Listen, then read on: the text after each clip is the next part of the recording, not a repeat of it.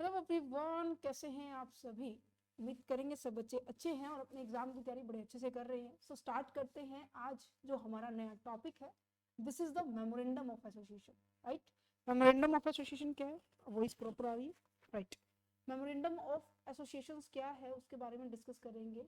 ये जो चैप्टर है ना, बहुत बहुत जितना बोलूँ उतना कम है, राइट। ये इंपॉर्टेंट चैप्टर है, यहाँ से आपको 101% देखने को मिलेगा कि क्वेश्चंस किस तरीके से बनकर आए, राइट। सो डिस्कस करते हैं वन बाय वन। मैं आपको बता देते हैं कि देखो, हम काफी सारी यूनिवर्सिटीज को कवर कर रहे हैं ना, ये कर रहे हैं, यस।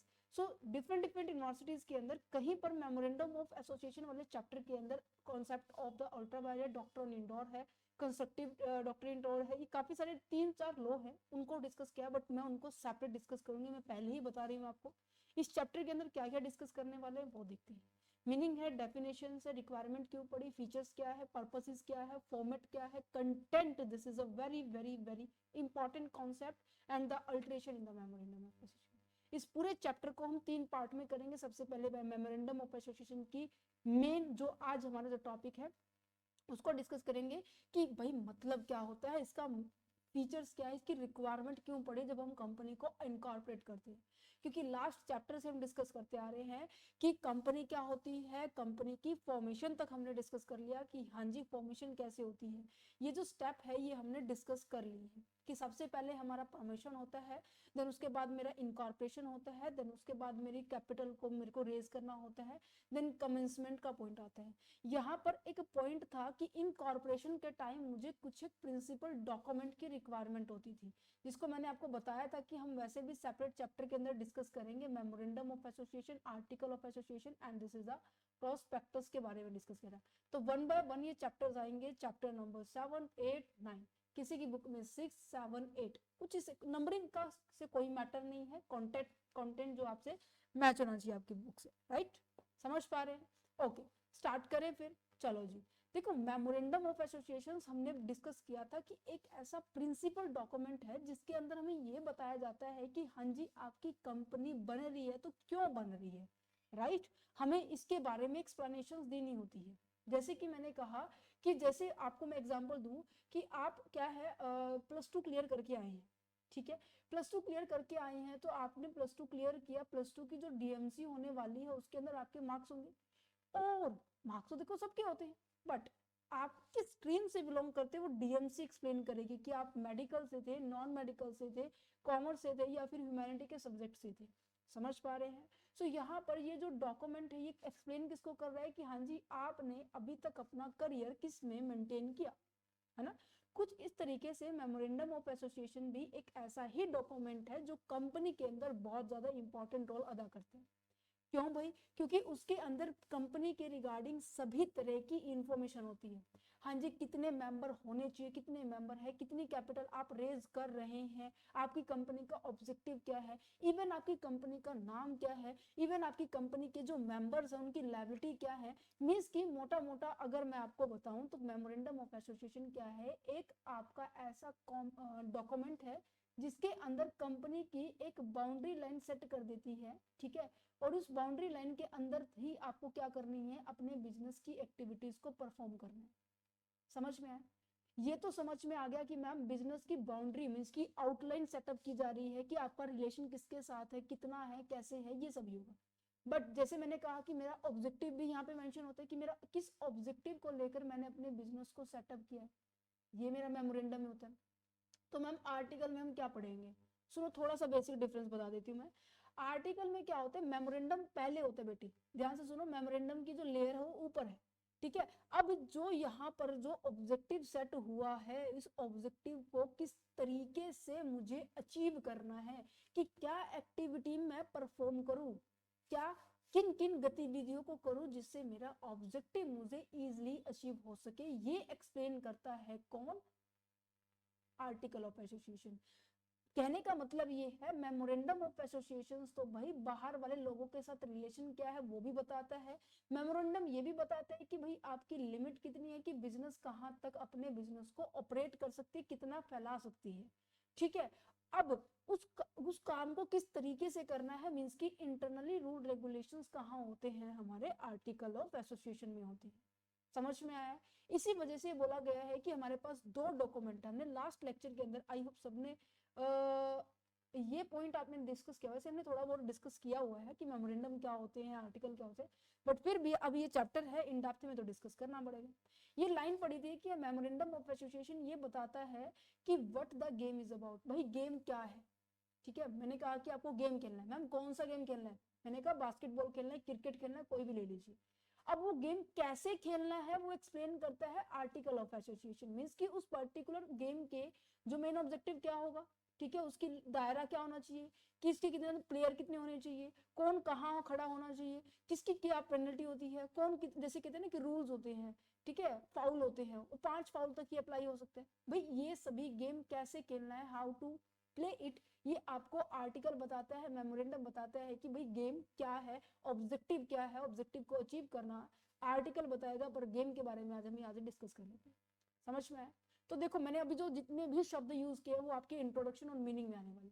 देखो, memorandum of associations of a company called a charter. Charter एक ऐसा डॉक्यूमेंट, जस्ट सिंपल एक फॉर्मेट है जिसको क्या करना पड़ता है, कंपनीज को फुलफिल करना पड़ता है। एक फॉर्मल डॉक्यूमेंट है जिसके अंदर ये डिफाइन किया जाता है कि जो आपके जो शेयर होल्डर्स है, जो आपकी कंपनी है, जो आपके डायरेक्टर्स हैं, उनकी राइट्स को एक लिमिट, कितना वो काम कर सकते हैं, उनके राइट्स क्या है, कि वो कंपनी की प्रॉपर्टी को कितना यूज कर सकते हैं, पर्सनल पर्पस के लिए नहीं यूज कर सकते, क्या क्या पर अगर वो ऑफिस के पर्पस के लिए कहीं जा रहे हैं ऑफिस का व्हीकल लेकर, क्या वो अलाउड है उनको यूज करना। हाँ जी, ये सभी चीजें यहाँ पर एक्सप्लेन की गई है। ठीक है, मींस की आपकी ड्यूटी, आपकी प्रिविलेजेस, आपको क्या क्या एडवांटेज मिलने वाले, क्या क्या राइट्स मिलने वाले हैं of an organizations, company and institutions. ठीक है, दैट्स अ रीजन, इसको हम क्या कहते हैं, ये हमारा क्या है एक प्रिंसिपल डॉक्यूमेंट है। समझ में आया? It refer to that document जो कि डिफाइन करता है the principal conditions on which the company is incorporated, जिसके बेस पर कंपनी बनी है।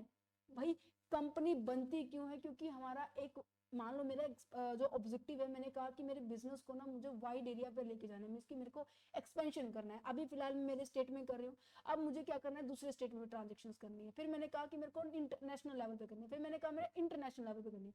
जो मेरा दायरा क्या होता है धीरे धीरे बढ़ता जा रहा है, तो वो उसके बेसिस पे, जिस बेसिस पे मेरी कंपनी का इनकॉर्पोरेशन हुआ, इनकॉर्पोरेशन दैट मीन्स सेटअप हुई है मेरी कंपनी, उसके उसको उनके प्रिंसिपल्स को, उनकी कंडीशंस को ये डिफाइन करता है ये डॉक्यूमेंट, कि तुम क्या कर सकते हो, तुम क्या नहीं कर सकते, ये डिफाइन करेगा मेमोरेंडम ऑफ एसोसिएशन। ठीक है, no company can be registered without a memorandum of association. हमने लास्ट लेक्चर में ही डिस्कस किया था फॉर्मेशन ऑफ द कंपनी के अंदर, कि जो हमारी कंपनी होती है, जस्ट अ सेकंड, जो हमारी कंपनी होती है वो क्या है, जो कंपनी होती है उसके अंदर हमारे पास ये 3 से 4 डॉक्यूमेंट होते ही होते हैं। ये ड्यूटी वाला पॉइंट आ गया, मैं आपको एक शो पॉइंट दिखा रही थी जो हमने लास्ट लेक्चर में डिस्कस किया था, ये रहा, कि जरूरी है एसेंशियल डॉक्यूमेंट कौन से हैं। एसेंशियल डॉक्यूमेंट बच्चे आपके पास ये मेमोरेंडम है, आर्टिकल है, एंड आपके प्रमोटर्स की डिक्लेरेशंस है, बट इस ये तो बहुत ज्यादा जरूरी होता है कि कंपनी की ऑब्जेक्टिव जब तक पता नहीं होगा, कोई भी जो रजिस्ट्रार ऑफ कंपनी है वो आपको अप्रूवल नहीं देने वाली। समझ में आ रहा है? समझ में आ रहा है? Is it clear? तो चलो देखो नीचे क्या लिखा हुआ है, the main purpose of the memorandum of association is to be inform the share holder, creditors and other dealing with the company about the spare of the company business. Means कि कितना एरिया है, कितनी कितनी boundary है, वो explain करता है। It means explain the boundary work with in which the activity of the company must be confined, जिसके अंदर कंपनी की सभी एक्टिविटीज क्या करनी पड़ेगी, आपको परफॉर्म करनी पड़ेगी।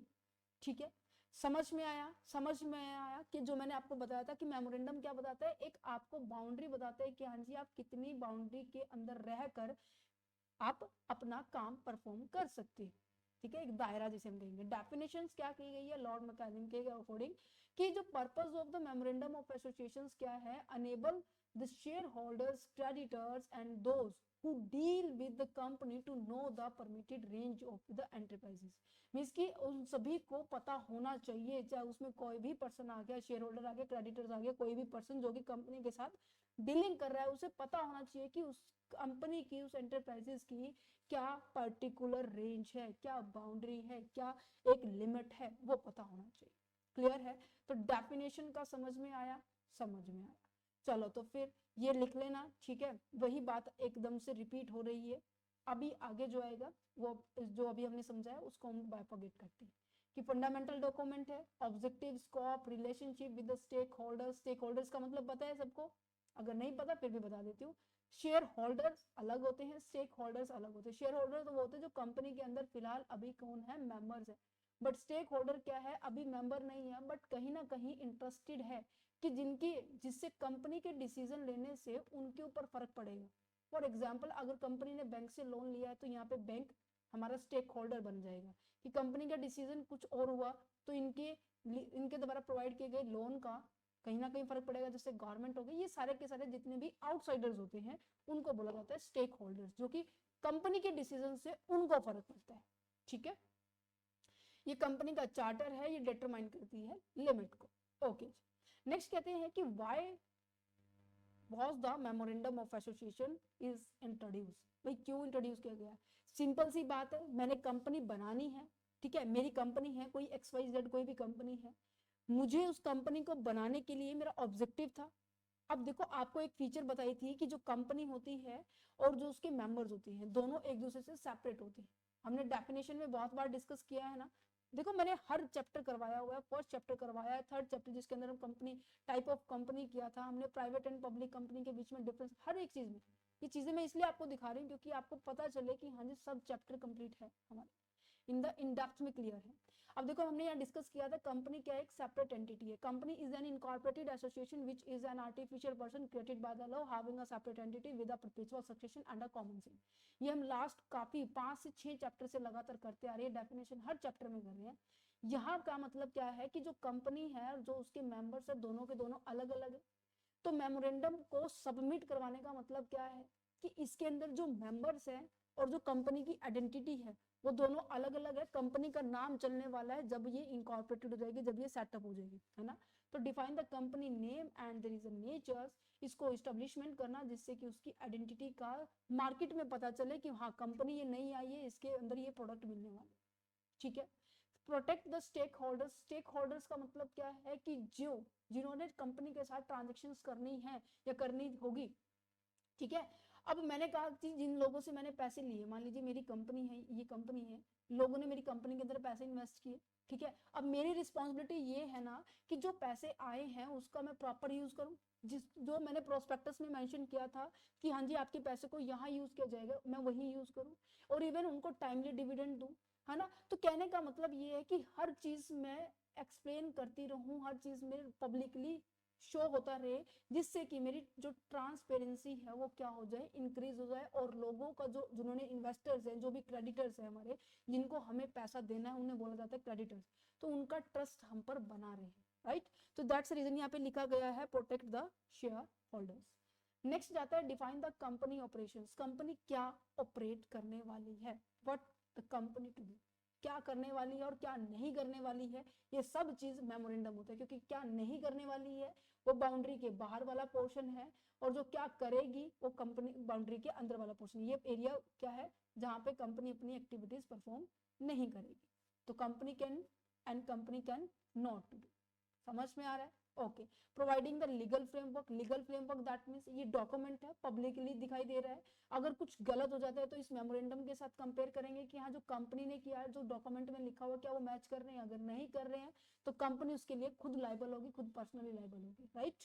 That's reason memorandum of association जरूरी है। क्यों? क्योंकि देखो हर एस्पेक्ट से जरूरी है। कंपनी की आइडेंटिटी दिखानी है, स्टेक होल्डर्स का प्रोटेक्शन करना है, इवन मैं कहूँ कि कंपनी की बाउंड्री बताइए कि क्या करने जा रही है, अगर कुछ गलत कर देती है। क्योंकि हर चीज अगर रिटर्न में होगी, मान लो मैंने कोई किसी से कॉन्ट्रैक्ट किया, मैंने ऑरली किसी से कहा कि हाँ मैं 2 साल के बाद तुम्हें पैसे दूंगा, कोई लिखा पढ़ी में कोई मतलब कागजी कार्रवाई नहीं की मैंने, 2 साल के बाद मैं कहूँ कि नहीं मैंने तो नहीं किया कॉन्ट्रैक्ट, तो भाई नेक्स्ट पर्सन को तो नुकसान हो जाएगा ना। समझ पा रहे हो या नहीं समझ पा रहे हो? मींस कि दैट्स द रीजन कि हम सभी चीजों को क्या करते हैं, हम रिटर्न में करते हैं। और ये मेमोरेंडम ऑफ एसोसिएशन एक तभी प्रिंसिपल डॉक्यूमेंट माना जाता है क्योंकि इसके अंदर each and everything is know about the company. ये कंपनी के बारे में हर चीज एक्सप्लेन करता है। क्लियर है? ओके, फीचर्स क्या है?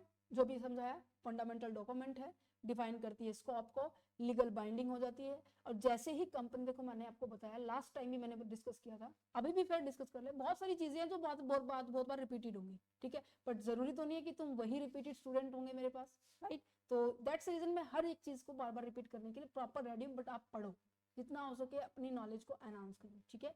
अब यहाँ पे लीगल बाइंडिंग का मतलब क्या है कि जब भी कभी पर्सन और ये जो कंपनी, पर्सन इसके अंदर पैसा इन्वेस्ट तभी कर सकेगा जब ये लीगली एग्जिस्टेंस में होगी। लीगली एग्जिस्टेंस का मतलब क्या है कि ये एक्चुअल में वर्किंग में होगी, इसका इनकॉर्पोरेशन हो चुका है और रजिस्ट्रार ऑफ कंपनी ने एक सर्टिफिकेट इशू कर दिया है, सर्टिफिकेट ऑफ कमेंसमेंट, कि हाँ जी अब तुम कंपनी की ट्रांजेक्शन्स, कंपनी की एक्टिविटीज परफॉर्म कर सकते हो, तभी इसमें करेगी। और जब तक कंपनी एग्जिस्टेंस में नहीं है, ठीक है, इससे पहले कंपनी मान लो एग्जिस्टेंस में नहीं है, अगर इसके साथ किसी ने भी डीलिंग की तो कंपनी इस चीज के लिए लीगली बाउंड नहीं होगी। कंपनी लीगली बाउंड कब होगी कि हाँ मैं तुम्हें पैसे दूंगी या तुमने मेरे को पैसे देने हैं या समथिंग कुछ भी, वो तभी होगी जब वो एग्जिस्टेंस में आ जाएगी, जब कमेंसमेंट ऑफ द सर्टिफिकेट मिल गया होगा, सर्टिफिकेट ऑफ कमेंसमेंट मिल चुका होगा। पब्लिक डॉक्यूमेंट सभी देख सकते हैं, पब्लिकली अवेलेबल करवाया जाता है, तभी तो लोग यहाँ पर हमारे पास पैसे इन्वेस्ट करते हैं, राइट, क्योंकि प्रोस्पेक्टस में सभी चीजें मेंशन होती है, ईच एंड एवरीथिंग, बिकॉज क्योंकि जो शेयर होल्डर्स होते हैं ना वो क्या करते हैं उस पूरे प्रोस्पेक्टस को देखकर, अब मेरे को मान लीजिए मेरे को पैसे रेज करने थे, कंपनी क्या कर रही है, जस्ट अ सेकंड, कंपनी क्या कर रही है, कंपनी को पैसे रेज करने थे, कंपनी को पैसे रेज करने थे, यहाँ है कंपनी और ये है पब्लिक। भाई कोई भी पब्लिक ऐसे थोड़ी ना कोई पैसे इन्वेस्ट कर देगा कहीं पर भी, कंपनी की इंफॉर्मेशन चाहिए नहीं चाहिए, चाहिए इंफॉर्मेशन, राइट। स्पेशली इसलिए चाहिए होती है कि लोग अपने डिसीजन को एनालिसिस कर सके कि इस कंपनी में पैसा इन्वेस्ट करना है नहीं करना, और उस इंफॉर्मेशन के अंदर क्या, उसको हम क्या कहते हैं, प्रोस्पेक्टस इशू किया है, और उस प्रोस्पेक्टस में आपके memorandum, article of association and memorandum of association, इन सब की भी डिटेल होती है, ठीक है, कंपनी बनी क्यों है, कंपनी इन चीजों को कैसे अचीव करेगी, ठीक है, ओके जी। नेक्स्ट जाता है कि आपका पर्पस क्या होता है। देखिए कहीं ना कहीं आपके जो पॉइंट्स है ना, फीचर्स एंड पर्पस, ये थोड़ा सिमिलर से हैं, क्योंकि कंपनी के पर्पस में क्या है, मेमोरेंडम क्यों दिखाई दे रहा है, मैंने आपको बताया ना कंपनी का ऑब्जेक्टिव बताना है, क्लियर कट शेयर होल्डर को ये पता होना चाहिए कि भाई उसकी लायबिलिटी क्या है और कंपनी की उसके प्रति क्या लायबिलिटी है, राइट, क्या रहने वाला है, कैसे डिसीजन लेने वाले हैं, डायरेक्टर और मैनेजर्स क्या करने वाले हैं, कंपनी की लिमिट को डिसाइड करेंगे, इवन कंपनी की कितनी एक्टिविटीज होनी चाहिए, लीगल प्रोटेक्शंस होती है कि कहीं इन केस कंपनी गलत काम कर देती है या फिर जो मेमोरेंडम में लिखा हुआ है वैसे ना करके कहीं और तरीके से कर रही है, सो कहीं ना कहीं शेयर होल्डर्स के जो पैसे का यूज अलग तरीके से कर रही है, कुछ भी हो सकता है जो जिसके कारण जो कंपनी के जो पर्सन है, कंपनी के जो शेयर होल्डर्स है, अगर उनके इंटरेस्ट को हार्म पहुंच रहा है, तो ये जो मेमोरेंडम ऑफ एसोसिएशन है उसका यूज किया जाएगा। क्यों? क्योंकि ये देखने के लिए कि हाँ जी कंपनी कर क्या रही है और क्या होना चाहिए था, उसको कंपेयर किया जाएगा और लोगों के जो शेयर होल्डर्स के इंटरेस्ट को प्रोटेक्ट किया जाएगा, ठीक है। अनऑथराइज जितनी भी ट्रांजेक्शन्स करने वाली है कंपनी, उनको भी देखा जाएगा, उनसे प्रिवेंट किया जाएगा, राइट। ट्रांसपेरेंसी को तो ये सामने लेकर आती ही आती, समझ में आया, समझ में आया। Format of the memorandum of association का मतलब क्या है कि देखो कंपनी के अंदर ना किसी कंपनी के लिए मेमोरेंडम ऑफ एसोसिएशन किसी भी फॉर्म में दिया हुआ है, जैसे कि table 1, table 2, table 3, table 4, table 5, ठीक है, ABCD के नाम से। जैसे आपकी क्लास के अंदर सेक्शंस होते हैं ना, फॉर एग्जांपल आपके जैसे कि हमारे टाइम में क्या होता था, स्कूल के अंदर एक ही क्लास के अंदर 100-150 बच्चे आराम से होते थे, तो हमारे कम से कम 4 सेक्शन होते थे, और उन 4 सेक्शंस के अंदर 30, किसी के अंदर 30 स्टूडेंट, किसी के अंदर 40 स्टूडेंट, उस तरीके से बायफरगेट किया हुआ था। और बायफरगेशन भी काफी तरीके से होती है, फिलहाल जहां पर अभी फिलहाल स्टडी चल रही है वहां पर भी वैसे ही बायफरगेशन किया गया।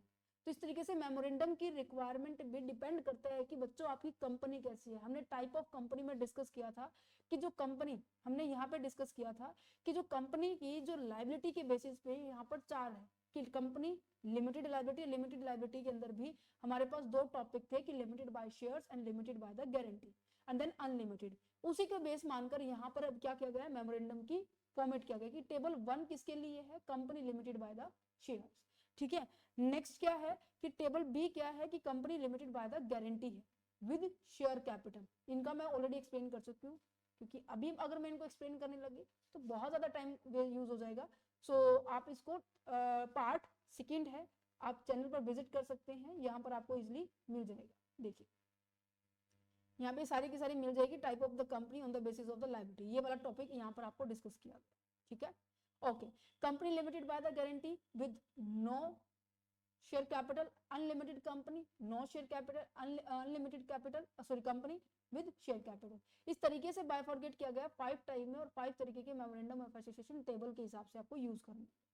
तो कंक्लूजन ओवरऑल क्या निकल कर आया कि मेमोरेंडम ऑफ एसोसिएशन क्या है, कंपनी की एक बैकबोन की तरह काम करता है, कि कंपनी इसको आधार मान के काम करेगी, इससे बाहर काम नहीं करने वाली है, राइट। समझ में आ रहा है। कंपनी के जितने भी पर्पस है, लीगल आइडेंटिटी है, ऑपरेशन की जो लिमिट्स है, ये एक्सप्लेन करता है ये डॉक्यूमेंट। और इवन ट्रांसपेरेंसी जो है, इन्वेस्टर्स का जो ट्रस्ट है, और रेगुलेटरी जो कॉम्प्लायंसेस है।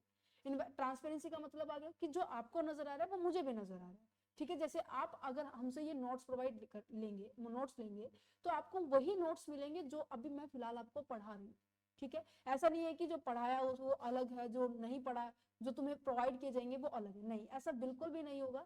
जो यहाँ पे अभी फिलहाल पढ़ाया जा रहा है वो एज इट इज, मैं आपको इन्फॉर्मेशन भी प्रोवाइड कर रही हूँ कि आप अगर नोट्स को एक्सेस करना चाह रहे हैं तो ले सकते हैं, ठीक है। सो ट्रांसपेरेंसी इसे कहेंगे, जो नजर आ रहा है वही आपको भी नजर आ रहा है, मुझे भी नजर आ रहा है। यहाँ पर जिसके कारण जो ट्रस्ट है ना इन्वेस्टर्स का, वो बिल्डअप होगा, और जो रूल रेगुलेशंस है उनको भी चेकआउट किया जाएगा कि आप उसका फॉलो कर रहे हैं, कॉम्प्लायंसेस कर रहे हैं या नहीं कर रहे, ठीक है। और ये हर एक कंपनी के लिए रिक्वायर्ड है, नेसेसरी है। हर कंपनी, जो भी कंपनी बन रही है, चाहे वो प्राइवेट कंपनी है, पब्लिक कंपनी, कैसी भी कंपनी है, उन सभी के लिए हमें मेमोरेंडम ऑफ एसोसिएशन की रिक्वायरमेंट होती है, ठीक है। सो यहाँ पे हो जाता है first part complete, and then finally अब हम आगे प्रोसीड करते हैं हमारे सेकंड पार्ट के ऊपर, ठीक है। अब यहाँ पे ही हमारा फर्स्ट पार्ट हो गया कंप्लीट, समझ में आ गया नहीं आ गया, चलो। तो अब सेकंड पार्ट में हम डिस्कस करेंगे, इवन ये थोड़ा पार्ट लंबा जा सकता है बट इंपॉर्टेंट है। अब यहाँ पे किसके बारे में डिस्कस किया जा रहा है कि आपकी जो कंटेंट है, या मैं कहूँ कि मेमोरेंडम का जो आधार है, ये कहते हैं कि किसके क्या क्या इंफॉर्मेशन होनी चाहिए।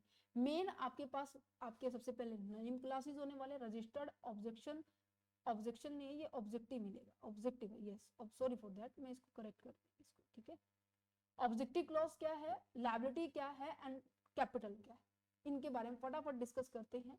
ये मीनिंग हो गया कि मेमोरेंडम क्या है, हम लास्ट में हमने डिस्कस किया था कि जो बैकबोन, राइट, एक आपका लीगल डॉक्यूमेंट, इन सब के बारे में डिस्कस करेंगे वन बाय वन।